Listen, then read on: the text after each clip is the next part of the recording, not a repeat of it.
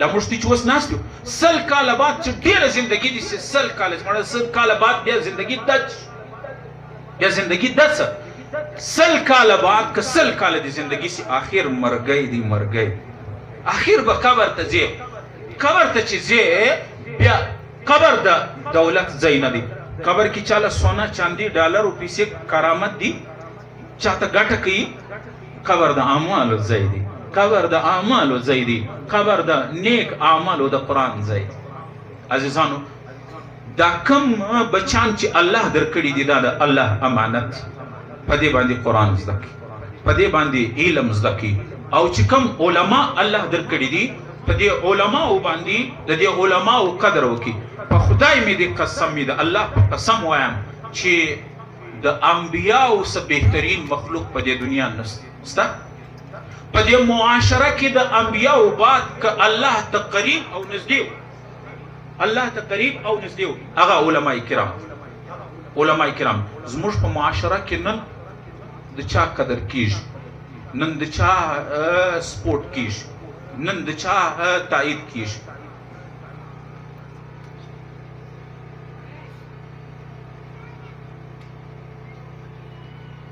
علامہ اقبال وای بی ایک یہ نوکر ہوئے پینشن ملی اور مر گئے بی ای دی وکه نوکر سوی بس دغه د تعلیمي د دنیوي تعلیم زه د دنیوي تعلیم انکار نه کوم لیکن مقصد زندگی به نه جوړه د زندگی مقصد نه دی د زندگی مقصد زموږ علم دی قرآن دی الله می دی قسمی پروي زمین باندې ک الله ته قریب او نزدې مخلوق دا علما دي او دا حافظان رسول الله صلی الله علیه وسلم فرمایي العلماء ورثه الانبیاء علما د انبیاء وارثان دي علماء د انبیاء وارثان ایو حدیث کې راځي پیغمبر علیه السلام تی ما تو وس کبل فرض او تقدیر رسول الله وسدل تراله کبل فرض او تقدیر رسول الله سکه د رسول الله یو صحابي حضرت ابوبکر ک مسلم باغ لرال بیا به په لکو روپی به نو مصرف صرف د ابوبکر زیارت وکړه کوی کنه کو ک رسول الله رالی د رسول الله زما کور ته رالی او زما د کور مړی رسول الله وخوړه ما د رسول الله خدمت وکي لاس مې ور ومنځي شي مې ور کښې د رسول الله څومره غټه خبره ده الله رسول فرمایي من زار عالما فكأنما زارني چا چې د یو عالم دین زیارت وکي دی لکه زما زیارت ایو حدیث راځي حدیث قدسی دی نبی علیہ الصلوۃ والسلام فرمایي د درو کسانو زیارت ملاقات دی لکه د رب العالمین زیارت یو چې مور او پلار ته په مینه وګوره دی لکه د الله زیارت چې دی وکړي یو چې قرآن خلاص کې ورته وګوره دی لکه الله زیارت چې دی وکړي او یو نیک عالم مخ ته چې چهره ته دی وکتل دی لکه الله ته چې دی وکتل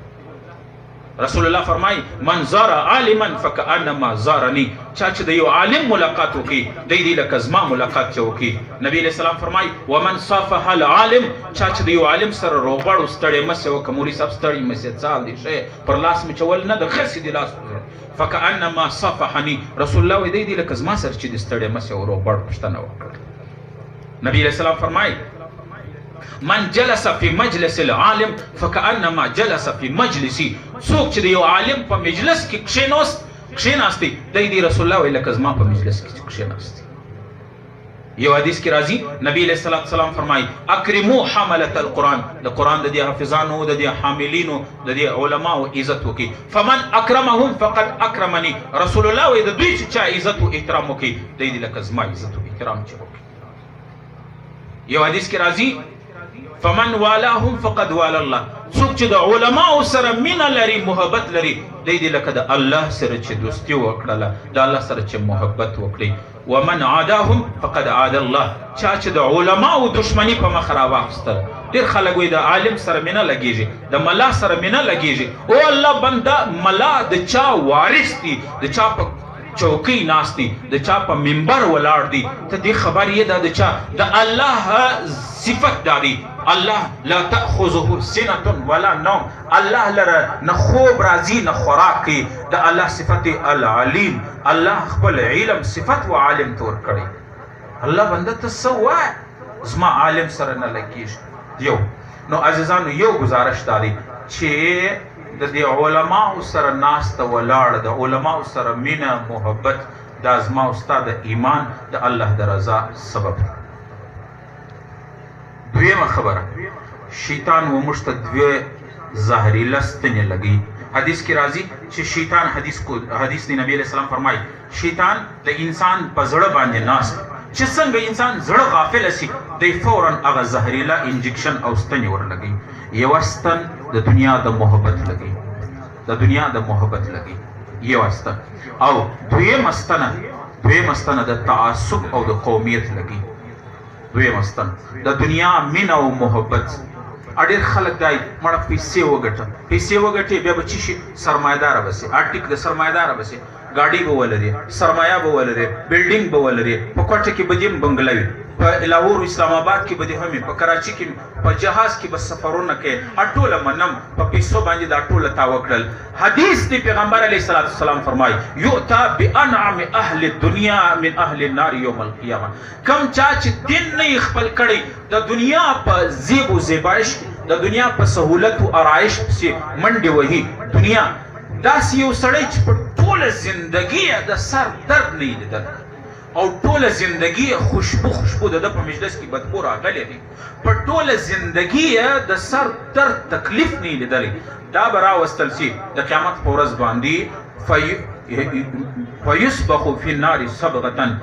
دین یې د زندګي سره نه کړی، دنیا یې مقصد وي، د دنیا نعمتونه. په جهنم کې به الله فرشتو ته مازلی یو غوټه په جهنم کې ورک شاوخوا جهنم باندې راوګرځو درته راول. دا سړی چې په ټوله زندګي تکلیف نه دی لیدلی، د غم خبره نه ده اورېدلې، د ټول زندګي بیماري او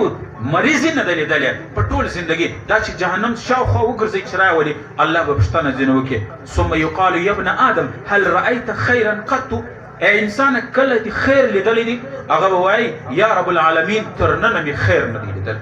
تر ننه مې خیر نه دی لیدلی. او په دنیا کې دا ډېر خلک وایي بچیان حافظان کې دا به د باندې ګزاره کوي، نه ښځه پکې آباده ده، نه زوی پکې آباد دی. ته ماته ووایاست د رسول الله زندګي موږ دې نه ده لیدلې؟ موږ کلمه د چا ویلې؟ په رسول الله مې ویلې ده که مې نه ده ویلې؟ لا اله الا الله محمد رسول الله. د محمد رسول الله زندګي څنګه؟ حضرت عائشه رضی الله عنها وایي،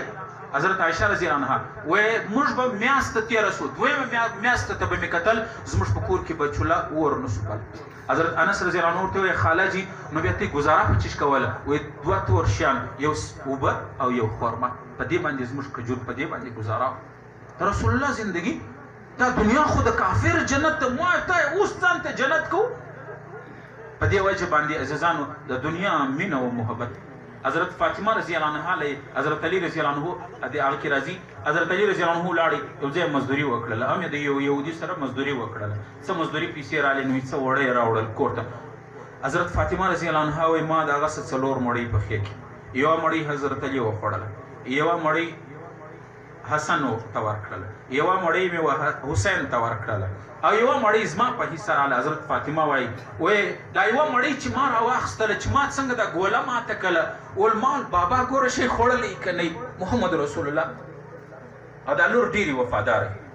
لور ډېره زموږ پښتانه په زوی باندې نو ټکان کوي ټاک او نو مبارکۍ کیسه که لور وه سر دی کوژ نیول، که لور وزو کېدله بیا سر دی کوژ نیولی ناراضی. ته ما ته ووایست چې رسول الله په الله ډېر ګران، الله خپل پیغمبر ته دا اوس چې سادات د نبی نسل را روان دا د لوڼو نه دی را روان. الله چې خپل نبی ته د لور تحفه ورکوي بیا زه ورته ولې په ځان بدله کوم؟